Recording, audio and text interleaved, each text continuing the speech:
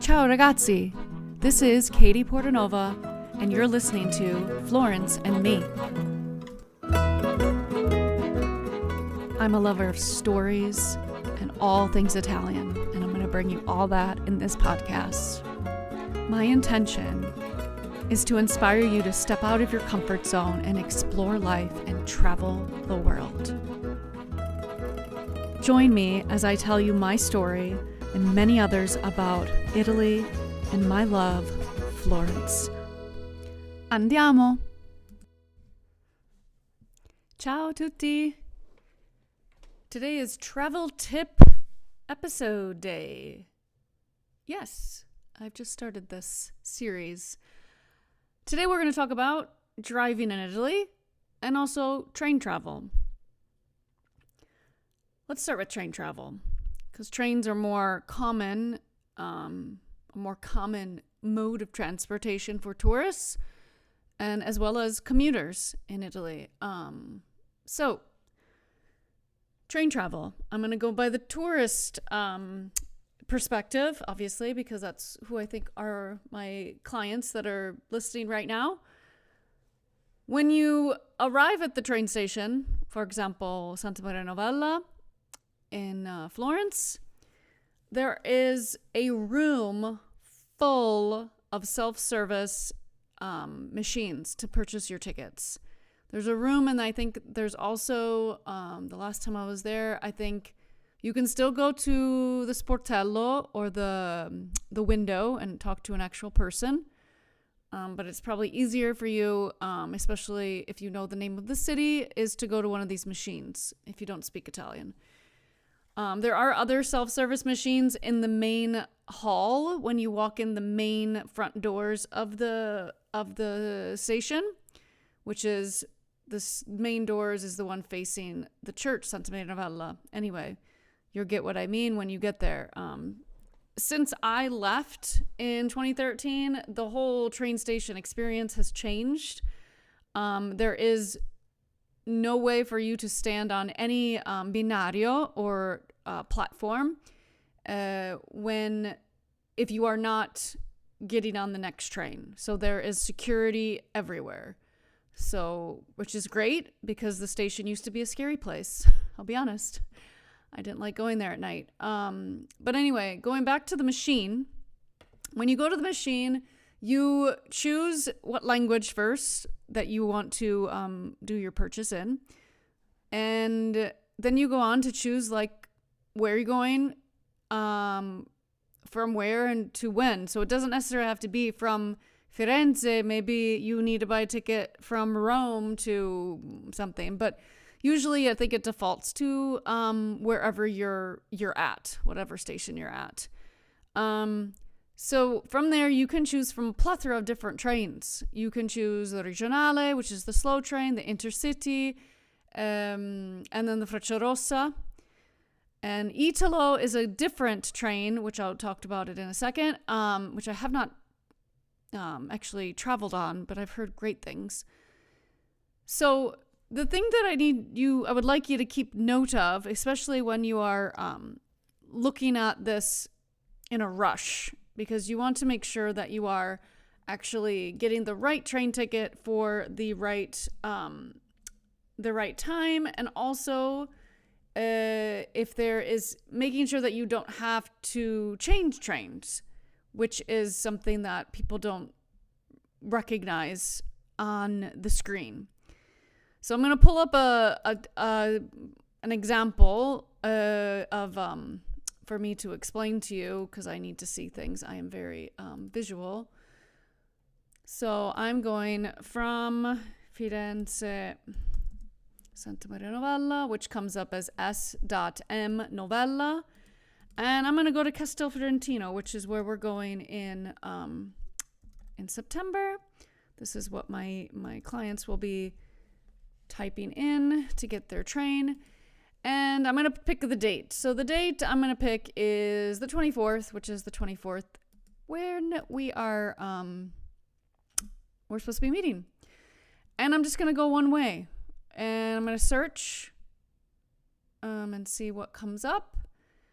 and I give you an idea of what I see. Obviously, every day is going to be different. Nothing, not every train time is the same on each day, especially this is a Saturday that I chose, Saturday, September 24th. So from Firenze, Santa Maria Novella to Castel Fiorentino, I've got a few options. I've got a plethora of options, actually. Leaving around 1, I put it at 1, because I'm guessing that's when my clients are going to be arriving in Firenze. It's about a 44-minute train ride, 40 minutes, 45 minutes, if you take the Regionale, okay? And it's only €6, which is fabulous. When you look at the screen, which I know it's going to look exactly the same as what I see here, just in a different format, you look across, you see the time it leaves is at 1:10. The amount of time is 44 minutes, and then you would get to Castel Fiorentino around 2, so 1:54 it says. And next to that, it has details, which will show you that, it's a second class ticket, what you can bring on, which is, people bring their bicycles on and stuff like that, obligatory di mascherine secondo. Okay, so you still have to wear masks, I believe, on trains right now. So that's what it says here. It's obligatory to wear a mask. So, and it also shows you when you hit the details, it shows you what stops there are. So there are there's 3 stops. Firenze Girifredi, Montelupo, e Empoli. So this is a direct train. Now, the one below it, which is just an example, again, I'm just picking a random day, so I'm on Saturday, September 24th, and I picked 1 o'clock as my departure from Santa Maria Novella in Firenze, and the next train leaves at 13:28, which is 1:28. So that says 55 minutes, so it's 10 minutes more, and I would get to Castel Fiorentino at 2:23. Now, keep going across, it says 1 change. What does that mean? Means that you have to change trains, which I wouldn't recommend unless you have to. If you can get a direct train to your destination, especially if you're newer as you're traveling, it's probably better, because thinking about your bags and everything, it's a lot. This one has a change of 11 minutes. So you'd get off at Empoli at 1:57, wait for 11 minutes, and another train's going to come at 2:08 at Empoli. And then you would stop 2 more times in 2 different towns, and then you would get to Castel Fiorentino. Okay, so this is the reason why I wanted to do this episode, is because I wanted to show you the fact that there are changes on trains that people don't know about. And sometimes it's your only option. So I just want you to be aware of that. So if you brought up Trenitalia while we were talking, while I was telling you this, and go through it with me, you could see exactly what I'm talking about. Let's do another search just for fun.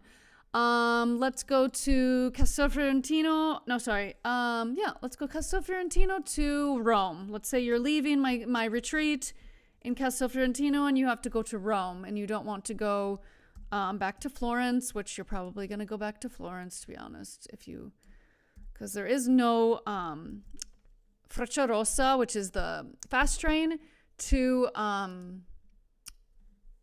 Rome from Castel Fiorentino. Okay, so our departure date is October 1st. So I'm going to put it at the time. And again, if you haven't joined me on your own computer screen, so if you went to trenitalia.it, and then you have an option to change it to English, and just follow along with me. So I'm going from Castel Fiorentino to Roma Termini, because that's usually where everyone needs to go. That's the main train station in Rome, especially if you're going to the city center. I'm going to have us leave at 11 a.m., okay? Again, one way, because that's what we need. Okay, so I'm going to see what comes up. And, okay, so from Castel Fiorentino, the first thing that comes up is you have 2 changes, okay? It leaves Castel Fiorentino at 11:28. I'm going to check the details to see where I go. We get to Empoli, and we have a change of 8 minutes. Okay, that doesn't seem like a lot, but it's going to be fine. Usually these trains don't run exactly on time, but in case you're worried, maybe this isn't the train for you, I'm just going to go through it. So then you wait for 8 minutes. You arrive at Empoli at 11:54. You wait for 8 minutes. Maybe you go to a different binario, a different platform, which you can look up on the screens, which should be everywhere. And Empoli is a very transitional city. And at 12:02, you'll leave Empoli and you'll go to, yes, like I said, you're going to go to Firenze. They're going to take you back to Firenze. You'll get to Firenze at 12:33. So that's a 31-minute train. That's a regionale veloce. The first one was just the regionale. And then you'll take the 15 minutes to change. And this is plenty of time for you to get to the right platform. I'll tell you that. You'll leave Firenze at 12:48. You'll stop at one stop at Roma Tiburtina, which is again a transitional train station near Rome. And then at Roma Termini, you'll get there at 2:25.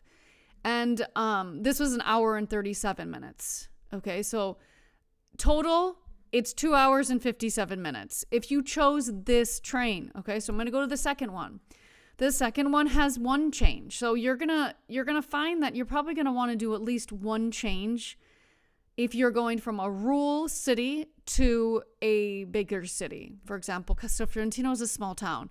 So, and this is a perfect one. The next one, you leave Castelfiorentino at 12 and you get to Firenze at 12:52. So it's 50 minutes. You take that Regionale train back and you wait for 22 minutes in the station in Florence. And then you leave at 1:14 on the Frecciarossa, which is the fast one, and it's an hour and a half, hour and 35 minutes.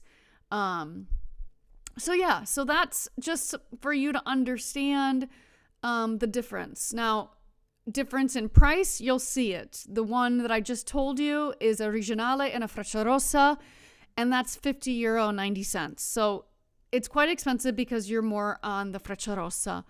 The one I told you before, that's 2 hours and 57 minutes, which, you know what, for the difference in price, I might do the two changes just because I don't want to spend so much money. But if you don't care about spending money, you would just take the one that's the one change. But the two change one, it comes out as $38.90. So not that much of a difference, right? So once you get your ticket, let's say, you picked your ticket to come to my retreat in Castelfiorentino from Florence. You flew into Florence and now you're going to my retreat. You print it out, okay? They're going to give you the option of paying. I think you're mostly paying with the credit card. I don't know if they allow cash anymore from those machines. They used to. But I think it's rare now because everybody has a credit card now, right? And it's mostly for tourists, and tourists rarely have, cash on them. So once you get that, you're going to go over to one of the yellow boxes that's right before you get onto the platform. So after you go through the security portion, which all you have to do, guys, is show your ticket to the guard that's there. They're not going to ask for your passport, nothing like that. Just show them your ticket so they know that you're going onto the right binario, the right train track, the right platform. And from there, you'll see these yellow boxes on pillars right before you get to onto the platform. And you'll see a lot of people running by you and stamping their ticket. Make sure you do that and make sure it's seen. You got to look out in the back. Sometimes the ink is out. And that's always the problem. I've had that problem before, and I'm just like, I have to keep stamping it for it to, for it to stamp and or just go to a different machine, which is what I did in Rome when I couldn't get it to put the ink. The ink was out. I don't know. So that's my biggest pet peeve. That's my biggest tip for you, is to remember to validate the ticket.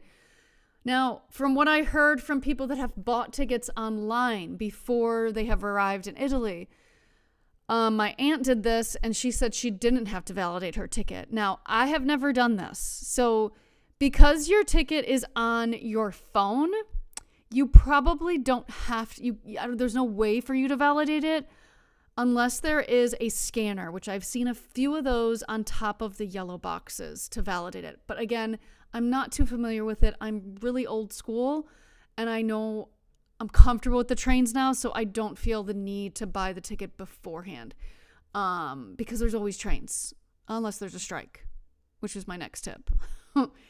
If you are staying with me, or if you're staying in a hotel in Florence, for example, or in Rome, make sure you ask them about strikes and if they know of any strikes. I'm sure you won't be keeping up on the news in Italy, so I would recommend, asking them about the trains and if they know of any strikes. Usually, hotels are really good at telling you, like, there's a scheduled strike for tomorrow. If you plan on going somewhere, maybe stay around the city.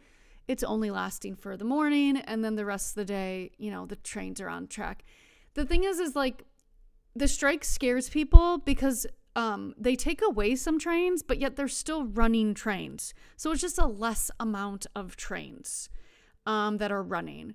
And for example, if you're coming to the city the first time and you're like, oh crap, that was the train I wanted to take. Honestly, if you're not in a rush, and if your hotel can hold your spot, can like do a late check-in or whatever, just let them know and just, hey, there's a strike in Florence. I'm coming to Rome. Like, can you, I'm going to have a late check-in because my train was canceled, or that train is not available. Whatever you have to say. They understand. They're Italian. It happens. So I think that's all I wanted to say about trains. So validate some more. The next thing I want to talk about is driving. So I have a few clients that I've been working with, and they're wanting to rent a car, and they want to drive. Totally fine. You have more access to Italy if you drive. If you're comfortable driving, which one of my clients said it relaxes him, which a lot of people do say that. My husband says that as well. In Italy, I don't know. For me, it's not relaxing because it just isn't yet. So, but some rules of the road in Italy, because just because they drive on the same side of the road, that's one rule. Obviously, if you're from the States like I am, that's the same rule as here. But there are some things about driving that my husband has brought this to light to me, brought this to my attention, that Americans are not good at. So when you're driving on an expressway or a superstrada, which is the SS on your maps, the only way to pass another car or truck is to pass on the left. You cannot pass on the right.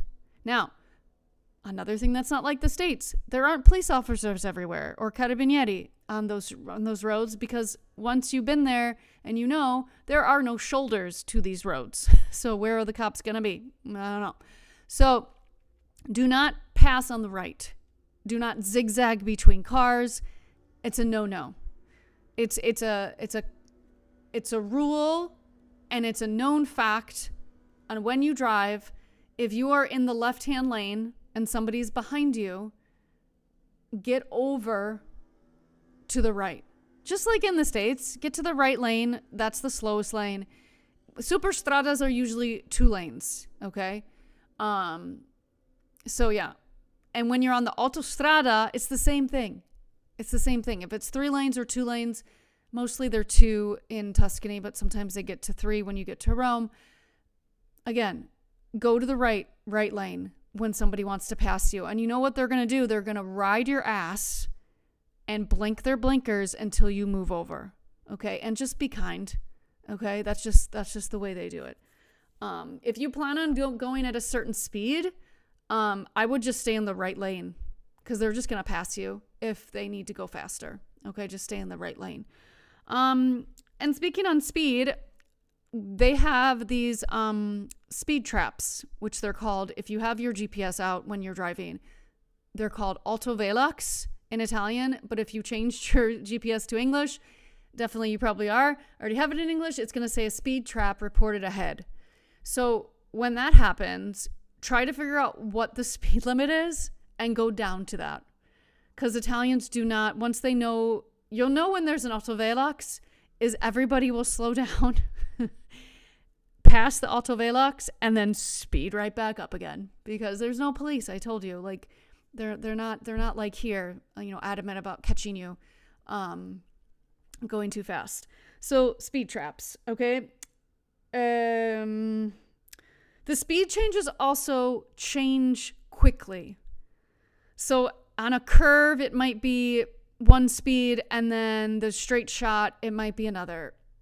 Just be aware, because those curves, especially if you're going through the Gallerie, which is the tunnels through the mountains, those are really scary, guys, if you're going way above the speed limit. So be aware of your speed, be aware of the people around you, and remember, right-hand lane is a slower lane, okay?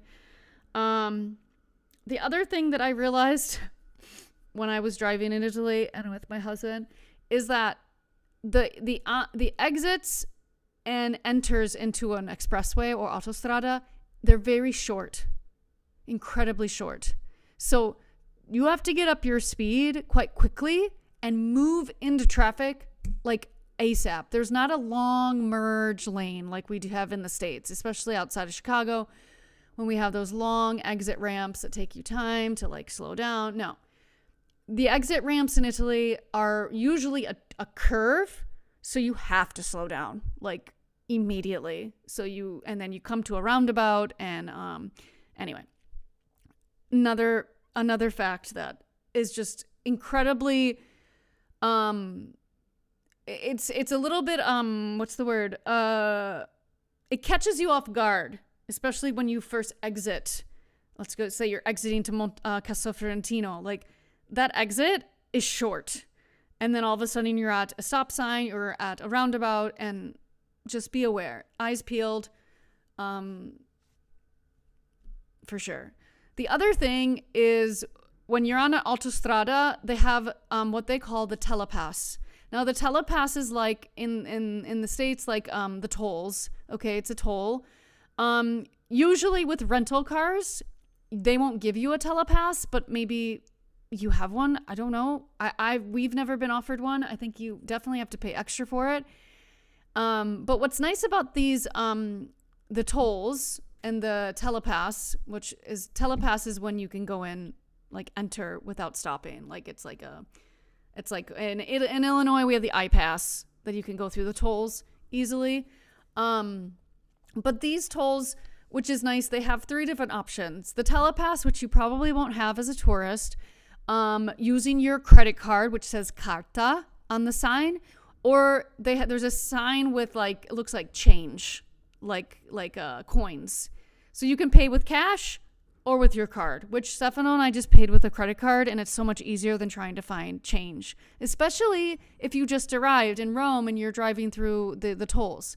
Just you go to the carta one and you'll be fine, and it'll go through, and it's totally fine. Any credit card will do. Yeah. Okay, I think that's it for today. I just wanted to get on at least one of my episodes on here about some travel tips. I'm going to be creating more as my trip comes up, because I have about, what is it? Is it 19 days? It's probably 19 days. Yeah, 19 days until I'm there. Woohoo! I'm so excited for my first retreat as well. So, but yeah, I hope this is helpful. I hope this was helpful. If you have any other questions about travel in Italy and Tuscany and whatever, please send them to trulyitalytours@gmail.com, and I will be happy to make a podcast about it or mention your question if you want. Okay? Remember, you can find all my services at trulyitaly.tours. And again, any questions, let me know. Okay? Buongiorno, buonasera, buonanotte, wherever you are, and a presto. Ciao, ciao. Ciao, ciao, ciao. I am beyond grateful for you listening to my podcast right now. I am so excited to share my journey of living abroad and all my stories of Florence and Italy and all the places in between that I've visited. If this has reached you in any way and you would like to continue, please subscribe now. Also, go check out my website, prevalent.tours for all my travel experiences. Ci si vede. Ciao.